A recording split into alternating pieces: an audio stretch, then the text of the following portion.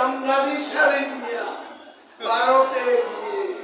নিয়ম চাকর কারণে বাদে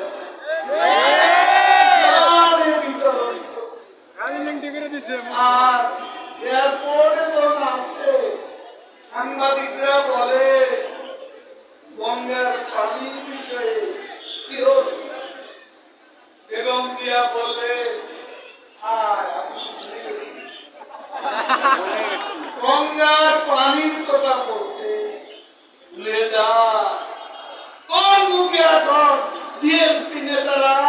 তিস্তার পানির কথা ঈর্ষা বঙ্গবন্ধুর কন্যায় তিস্তা অভিন্ন নদীর পানি ঈর্ষা বাংলাদেশের ঈর্ষা শেখ হাসিনা